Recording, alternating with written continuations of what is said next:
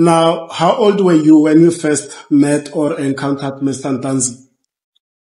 Uma ngabe wawuqala noma uqala nga ukuthi uhlangane naye ke uNtanzi wawuneminyaka emingaki wena? Ngicabanga ngisasifunda 1 2 cabathi nganginawo 12 years. I think we were in standard 1 or 2. I think I was about 12 years. So what you are saying, you also attended school with him, primary school with him? Okushoyo ukuthi nasesikoleni nike nafunda ndawonye? Asifundanga ndawonye, ikole bekhona ukuthi makusuke sesingapha sodlala ibhola ngapha, kusuke singapha sodlala ibhola ngapha. Not that we attended the same school, but schools would come together during sports activities. When this school would be visiting the other school for football, and that school will go to the other school for football as well. Now, for approximately how many years now have you known Mr. Ntanzi? Kumanje nje ngathi iminyaka emingaki umazi umnumzana Ntanzi? Ayimningi. Quite a lot. Okay. Would you say over 10 years? Indlulile ku-10? Yeah, indlulile. More than 10 years.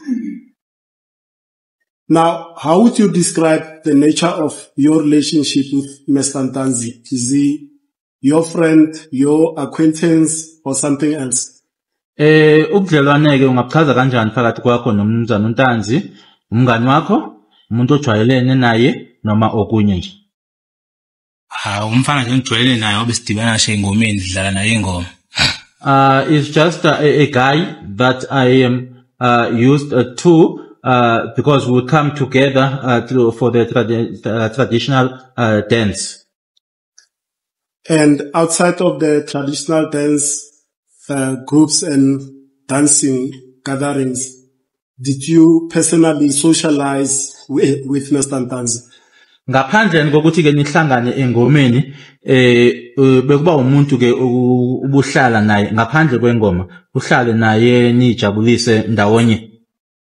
Bekwethukela nje ngoba makuthiwa sihlezi ndawonye nakhona soxa ngengoma ukuthi ingoma eyikuthi buyadidlala endaweni eyikuthi sekulokho kuhlala kwesikhashana lencema seyahamba yangakubona.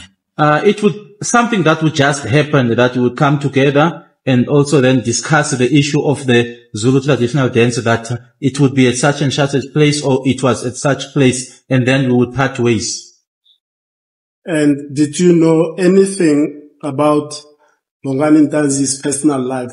For example, where he lived in 2014, where he worked in 2014, or perhaps the people that he associated with in 2014. Kukhona yini obukwazi ngaye asithi ke mhlasimbe ukuthi ngo2014 ebehlala kuphi, ngo2014 ebesebenza kuphi, ngo2014 wobani abantu ebehamba nabo noma abantu ebehlala nabo? Engaphawula nje abafana abakwaNtanzi bakhulile ngabafana basemzini owodwa bebaningi. Mhlawumbe makusuke lo yedwa eza kuwe ugcina ngathi uyasondela kuye kodwa nje abafana bakwaNtanzi bakhule besebenzela kwemayini thina emayini asazi. What I can say or comment about the Ntanzi guys is that they grew up in one house. There were quite a number of them and they were a close knit. If it happened that you would be one of them would come to you, then you would be close with that one. And also the Ntanzi guys are people that work in the mines. We are not familiar with mines. Okay. But in 2014, you wouldn't know where he was working and where he was staying or residing.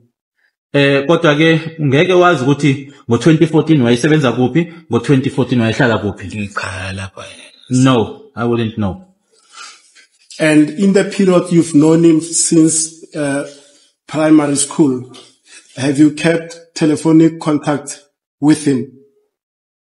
Kulesikhathi ke umazi ngaso ukusukela ke nisafunda ke esikoleni ingaba bekukhona yini ukuxhumana phakathi kwenu ngocingo?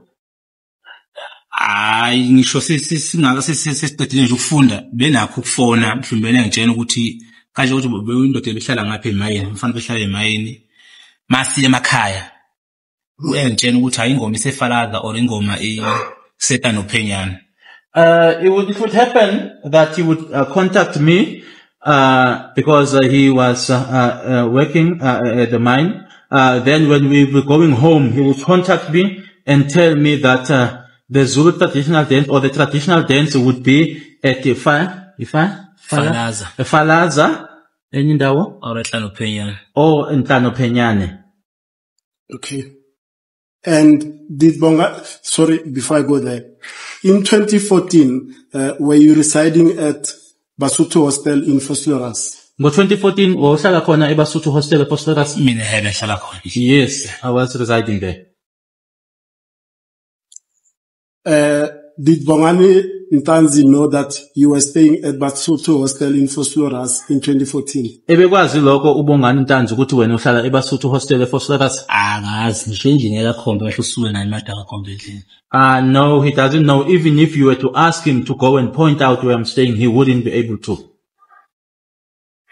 Okay, you have anticipated what was going to be my next question, that has Bongani Ntanzi ever visited you at the hostel since you've known him at Basotho Hostel? Usuphendulile kumbuzo obuzolandela ngoba benzokubuza ukuthi useke waya yini eBasotho Hostel la uhlala khona uNtanzi. Okay. Now, I'll because of the nature of how your testimony came about, I'll keep on jumping from one aspect to the other. Now let's touch on the events of the 26th of October 2014 that Constable Zungu has testified about in this court. Ngizothi ngilana ke ngibe lapha yana ke ngenxa ke yokufakazi ke obethulile phambi kwale nkantolo.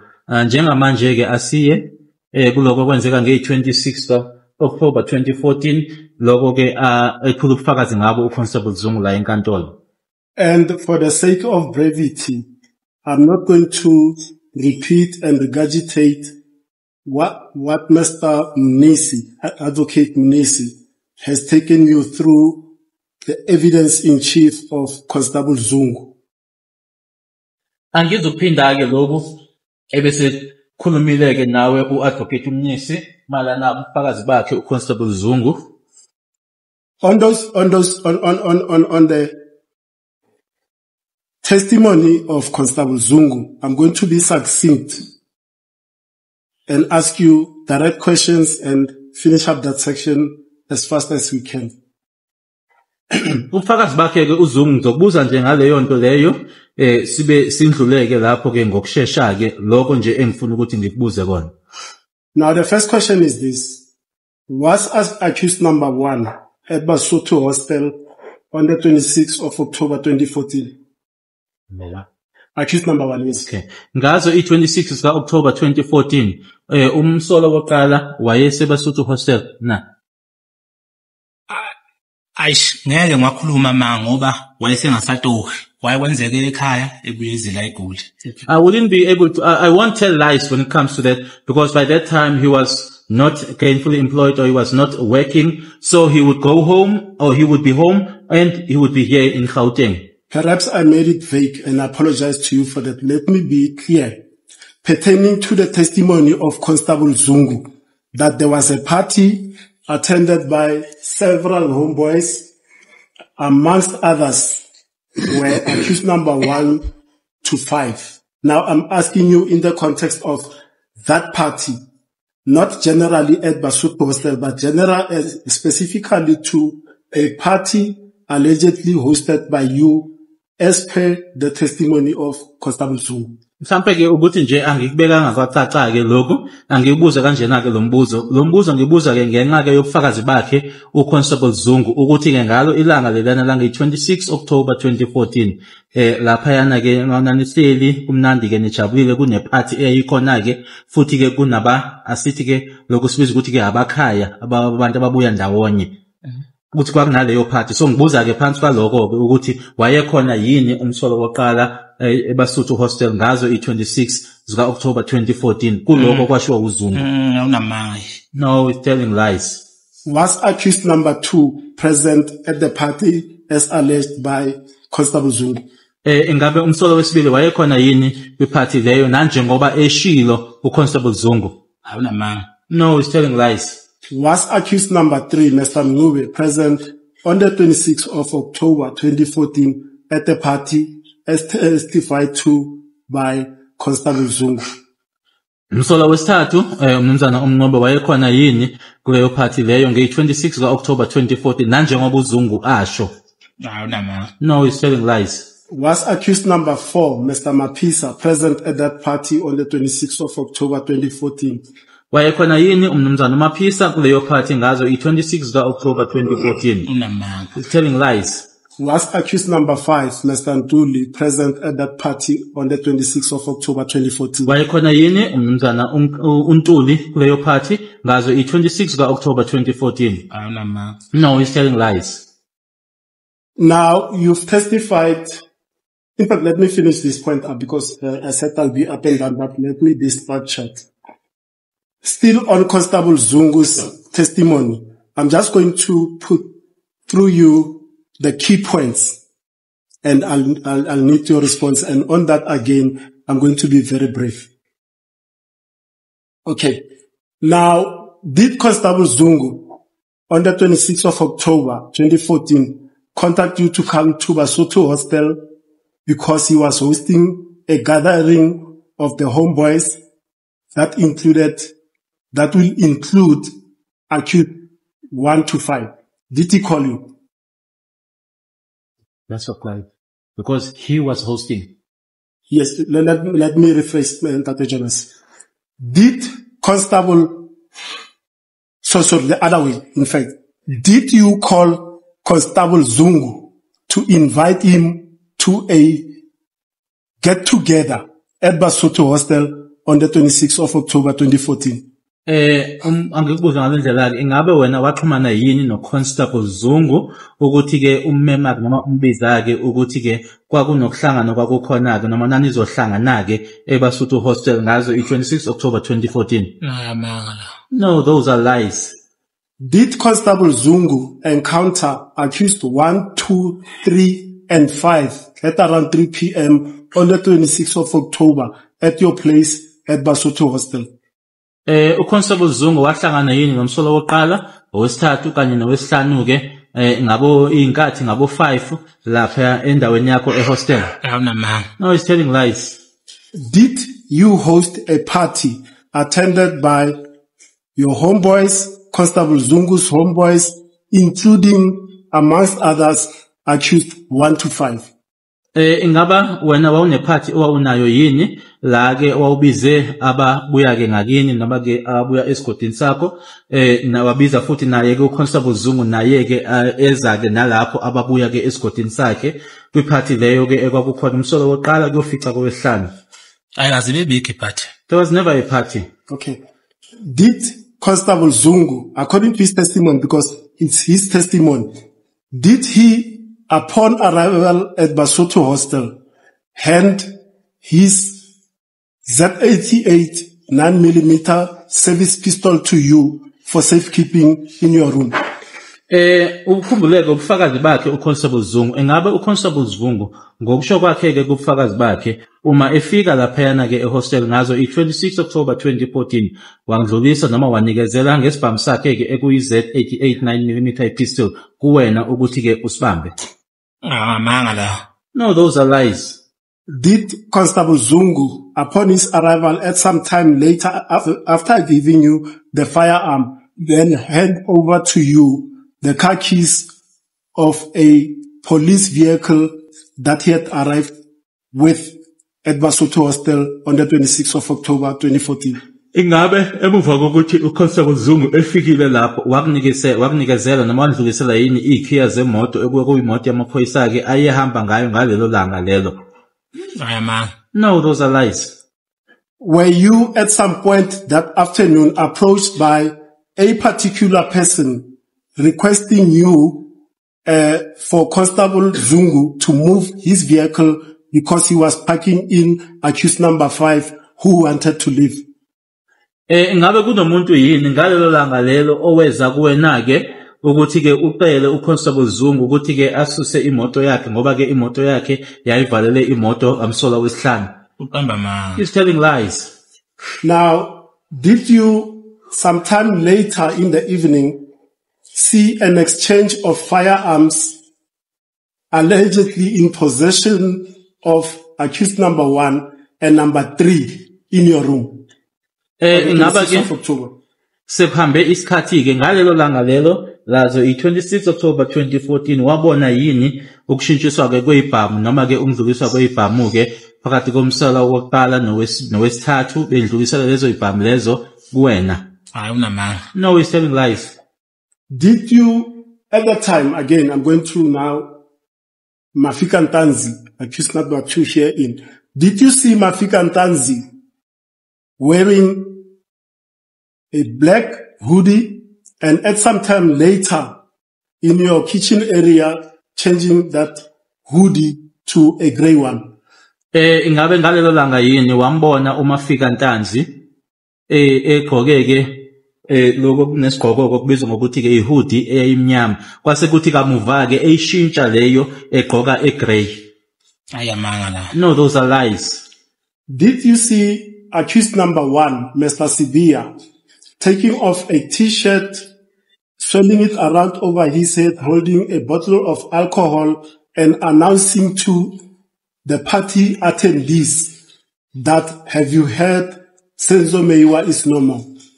Ingabe wambona yini umsolo wokuqala Sibiya khipha ke iskipa ke iskipa leso ke esijikelesabe la ngaphezulu ke nazi noma ke phezulu ekhanda lakhe ngapha ke ebambe ke utshwala esho ke kulabo ababe khona lapho ukuthi senizwile yini ukuthi uSenzo Meyiwa akasekho? Amanga. Those are lies. Okay.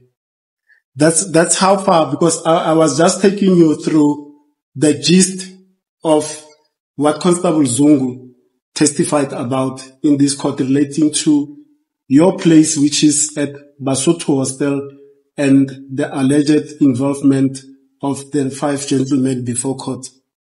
Yiloko ke mfisa ukubuza ngako ke mayelana nabo ke ubufakazi bakhe uConstable Zungu ngoba yiloko akusho ke la enkantolo ke ukuthi kwenzeka lapha yana ehostel. Now, Constable Zungu says at this party, amongst the 5, including the 5 accused persons, there were several homeboys, I'm assuming from KwaZulu-Natal. Do you know who these homeboys are? That you will know, that Constable Zungu will also know. Ubufakazi bakhe ke uConstable uZungu shilo ukuthi ke ngaphandle kwabo abakhona labo abahlanu kwakukhona ke nabanye ke ababebuya ke nabo emakhaya noma ke ongathi ke omkhaya ke uyazi ukuthi obani labo ayekhuluma ngabo noma ayebasho ukuthi nabo ke babebuya emuva ekhaya la ngiqhamuka khona? Angibazi. No, I don't know them. And would you consider accused 1 to 5 through your knowledge of, let's exclude Mr. Ngube that you say you don't know, would you consider Mr. Sibia, Mr. Ntanzi, Mr. Mapisa, Mr. Ntuli as the homeboys of Constable Zungu? Simkhipheke umsolo wesithathu oshilo ke ukuthi awumazi kodwa ke uma saqala kuSibia, uNtanzi, uMaphisa kanye ke noNtuli ungathi uma ubasho noma ubachaza ke ukuthi ke abakhaya bakhe ke uConstable Zungu noma babuya kwindawo isigodi esodwa? Hayi babuya isigodi esodwa. No, they are not homeboys. Okay. Let me move in, although this is not directly related to the 26th of October, and the matters that this court is seized to determine, but you've testified about that. Then I'll touch on that. You've testified about being arrested and you were coming from home. Lucia called you that police officers are looking for you. You arrive on a Monday and during the night you are arrested. You remember that aspect of your testimony? Angikubuzeke lokho noma ke njengona nanoma ke kungasibona ke okuhlangene naloko inkantolo ekufanele egcineni ke ukuthi ithathe isinqumo ngakho. Kodwa ke kufakazi bakho ushilo ukuthi ke wawubuya ekhaya noma ubuya emakhaya wase ke umuzi eqhumana nawe ukutshela ke ukuthi amaphoyisa ayakufuna wase ufika ke ngalelo langa ufika ngalo ebusuku waboshwa. Uyakhumbula usho kanjalo? Yebo. Yes. In fact, before we go there, sorry for jumping up and down, Gwavini. Let me finalize this aspect of the 26th, the party and all of that, because throughout your testimony, this event of the 26th of October 2014 at Basotho Hostel, as testified to by Constable Zungu, did not happen, correct?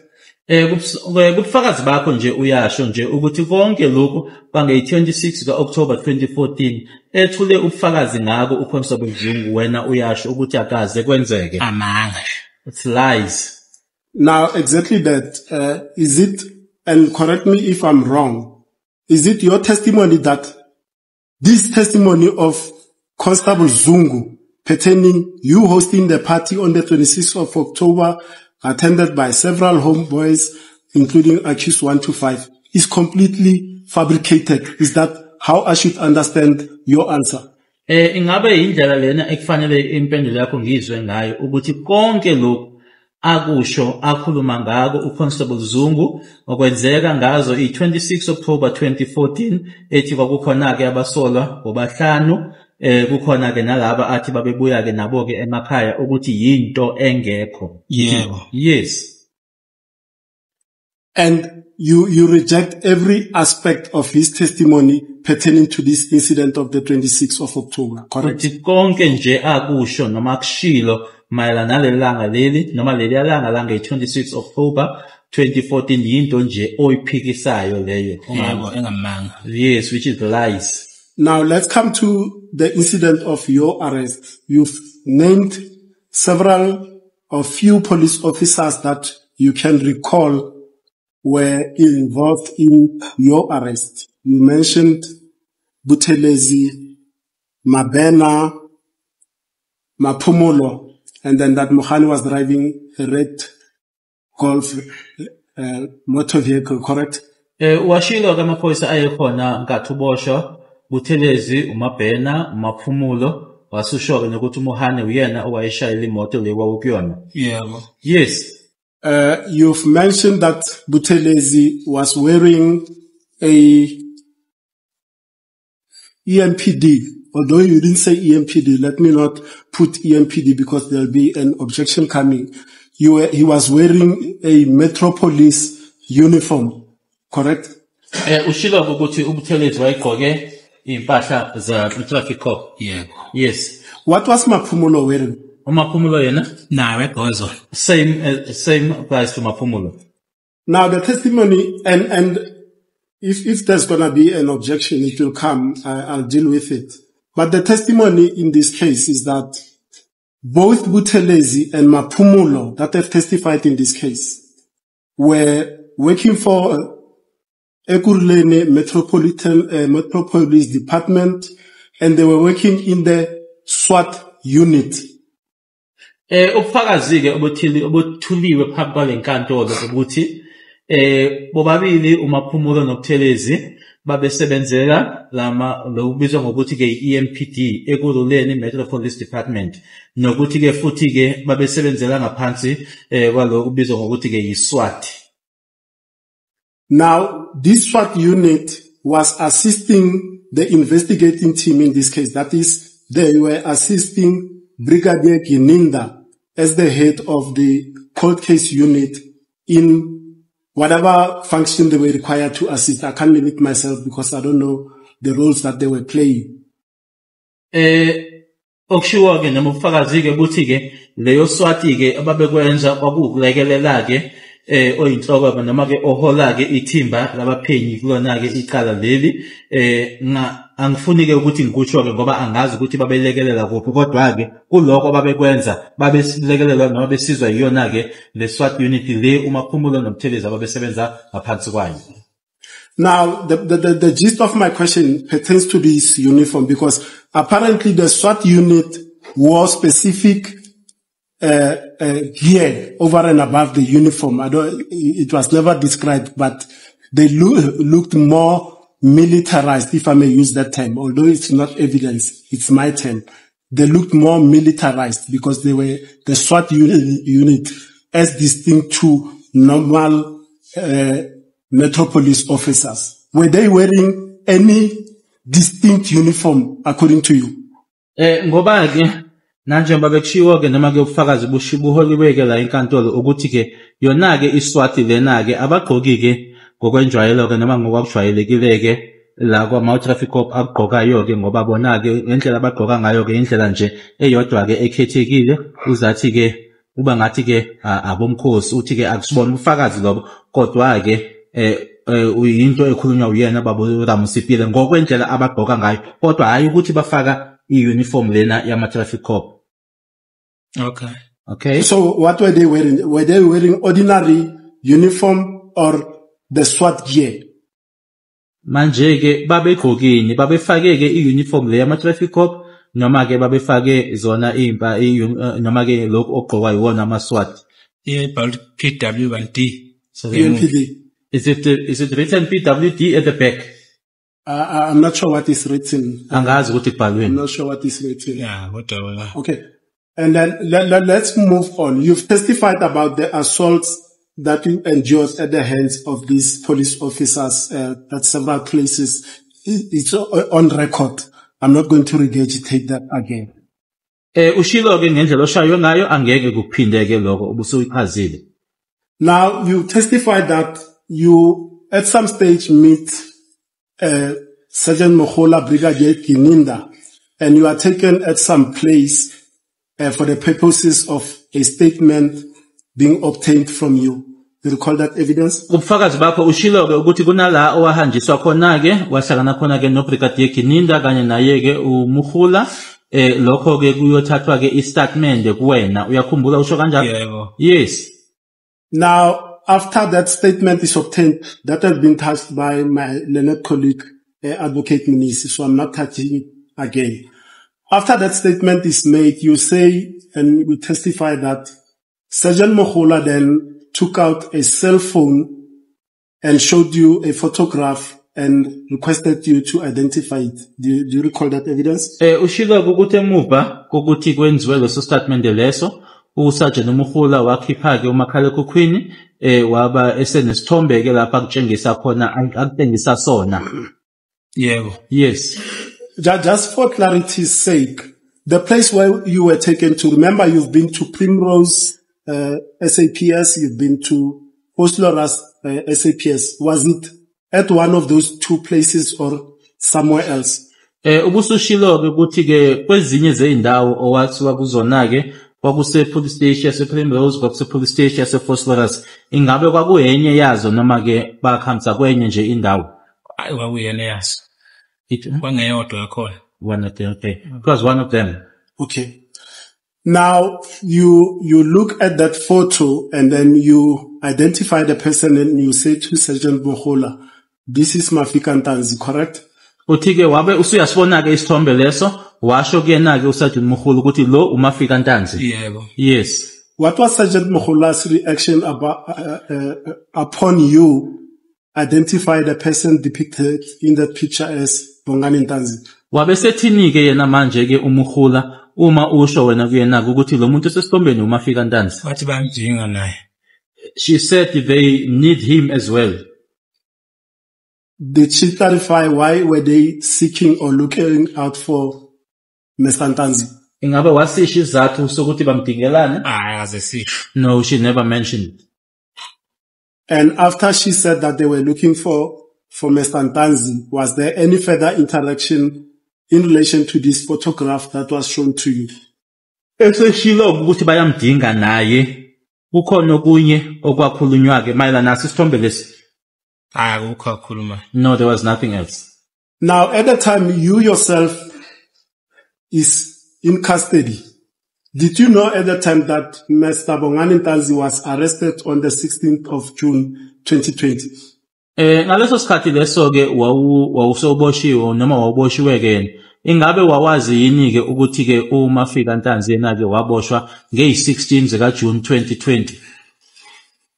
Angazi kodwa ngiyakhumbula ukuthi Mafika uboshwe ngathi ngiphume mina kwaboshwa Mafika. I don't know, but what I do know is that upon my release, Mafika was arrested. You know, Mr. Gwabene, we need to be very fair to you because the state is going to ask you questions after all of us are done.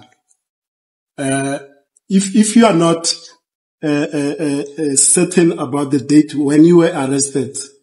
You rather say, I'm not certain, and I'm being very fair to you. Because the reason I'm saying this is this. Mr. Ntanzi was arrested on the 16th of June, 2020. Okuzokwenzeka la kuzokuthi ke uma thina ke sesiqedile njengoba singabameli ukubuza imibuzo kuzoba ke isikhathi sombuso ukuthi ke umbuso ukubuze ke imibuzo ingakho ke kufanele ukuthi senze kanjena ke uma ungenasiqiniseko sento usho ukuthi awunasiqiniseko uma ungenasiqiniseko seyona date owaboshwa ngayo usho kanjalo izathu yilesi because and I'll disclose to you whether it will come up. It's another issue. We were shown certain registers that you were in custody as late as 25 June 2020 at certain police stations. So by then, Mr. Ntanzi was already arrested. Ngoba ke noma ke kuzovela ke lokho noma kungaveli ke kodwa ke ikhona incwadi esitshengisiwe ke lana ukuthi wena ke nge 23-25 zika June wawuboshiwe ke noma ke wawusesitoksini ke ngaleso sikhathi leso ke uma fika Ntanzi ke yena wayeseboshiwe.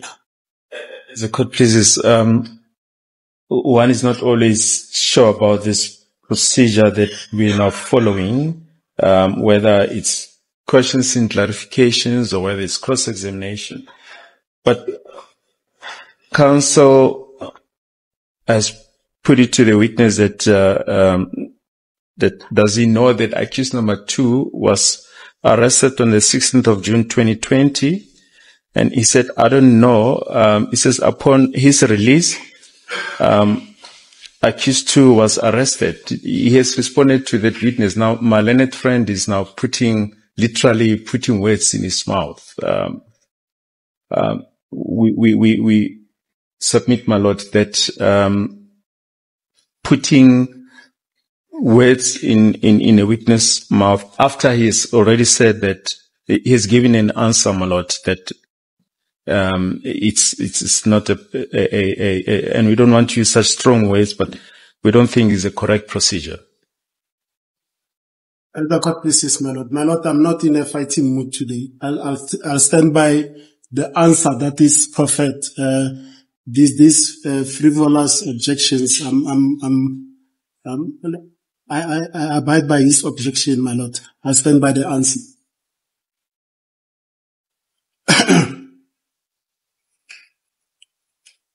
And at the time of your arrest, did you know that Bongani Ntanzi was already implicated in the murder of Senzo Meyiwa? Ngalesa sikhathi sokuboshwa kwakho ingaba wawuse unalo yini ulwazi lokuthi ke uMafika Ntanzi wayehlanganiswa nokubulawa kukaSenzo Meyiwa? Ngangenakho. I didn't know.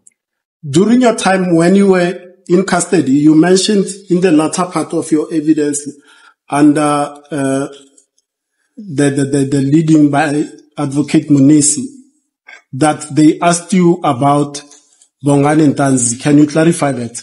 Ushilo ukuthi ngalesikhathi wawuboshwe ngaso ke babekubuza ngoBongani Ntanzi ungachaza ngalokho? Babengivezela nje isithombe. They just showed me a photo. Okay. And then you identify it and they just tell you that we are also looking for him, and that was the end of the conversation. Uthi ke babonisa isithombe babesebesho ke kuwena ukuthi naye ke siyamdinga kwabe kuphela lapha. Yebo. Yes. Now, what was your reaction when you learned that Mr. Ntanzi was also arrested in relation to the Senzo Meyiwa case? Manje ke usutholileke noma usuzwileke ukuthi ke umnumzana Ntanzi naye useboshiwe uboshelwe lona ke icala leli lika Senzo Meyiwa waye wathini kuloko wena? Hayi ngaphika ngathi ayama. I said no, those are lies. Let's clarify why you said it was lies when you heard that Bongani Ntanzi has also been arrested in this matter. Awuchaze kokakungani usho kanjalo? Hayi umafika bekumuntu nje oyidlalela ingoma akusiyo umuntu ongozimthombe ukuthi iqinile futhi anohamba nabafana abaningi. Abafana bathi bengahambi nabafana abaningi. Bebeya nje kulo muntu abamjwayele bebuyele emuva ukuthi nje umcathwa kufanele ukukhuluma ngebhamu lapha kwakhona hayi. Mafika Ntanzi is someone that just enjoyed traditional dance. Just actually the Ntanzi, guys, they are not people that you would found, in a crowd or where there are firearms involved. No.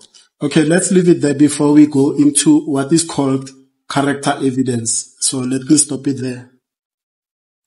Now you deny hosting a party on the 26th of October 2014 at Basotho Hostel, correct? Angithi uyayiphika into yokuthi wena wawunephathi wawunayo eBasotho Hostel nge-26 October 2014. Ngaze ngibe nayo party. And I never hosted a party. So, and according to Constable Zungu, it was also attended by several homeboys.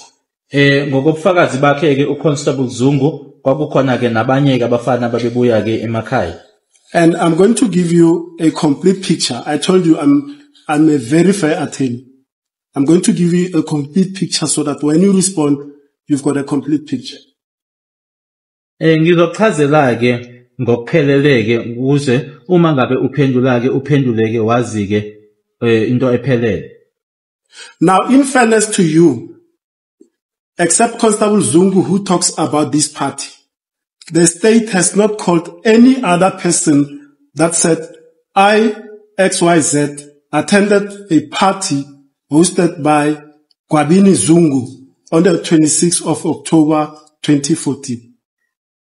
Manje ke umbuso awu ngaphandle kwakhe ke uConstable Zungu akekho omunye abambizileke ukuzoqinisekisa ke nokuvuma ke lento ekhulunywa uyena uConstable Zungu ukuthi ngempela mina ke ngangikhona noma mina usibani kaSibani ngangikhona kuleyo party ngazo i26 zika October 2014 eyayibanjwe uyena noma yayenziwe uyena uSifiso Gwabeni Zungu. Do you want to comment on that? Khona office ukusho lokho? Hayi unamanga. No, he's telling lies. Unamanga. He's really telling lies.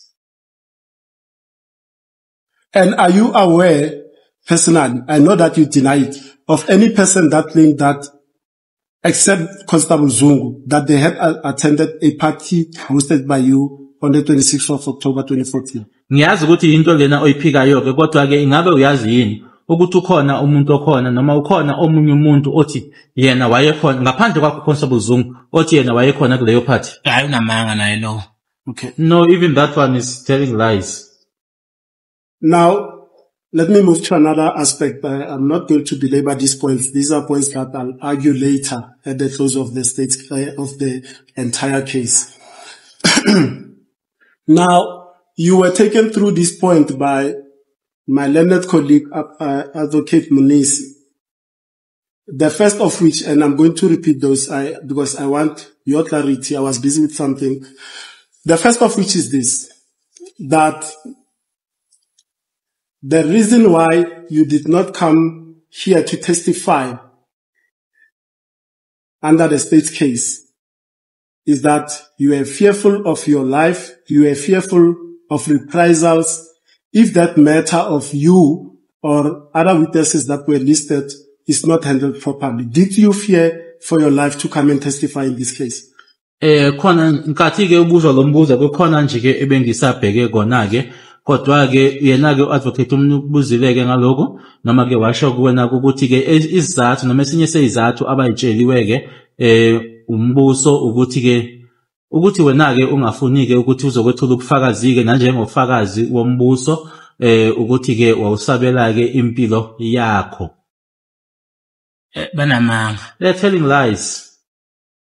But by implication, if I may expand that point, let me leave it before I undo Moigif Lelek. Now, the second point is this, that according to Brigadier Gininda, the plot to murder Senzo Meiwa was hatched at the hostel. Do you know anything about that plot that was hatched at the hostel?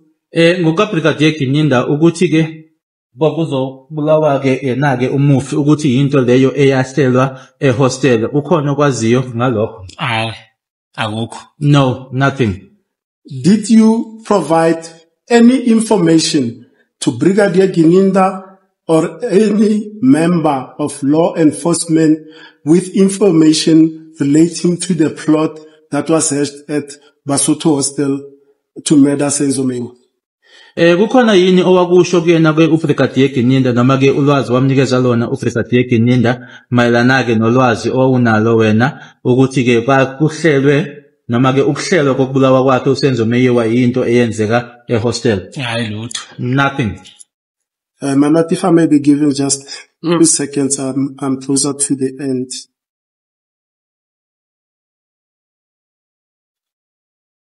Manat, if I may consult accused number 2 then.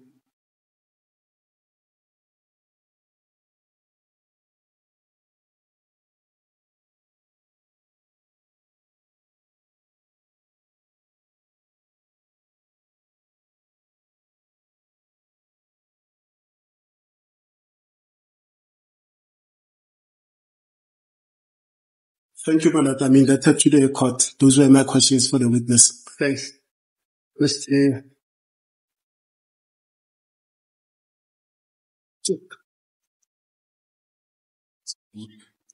My dad, I see that it's 5 minutes to 1. The Okay. state is a timekeeper. Maybe we can request from Advocate Baloyi that we adjourn for lunch. Yes, thank you. 2 o'clock, is it? So we have a problem.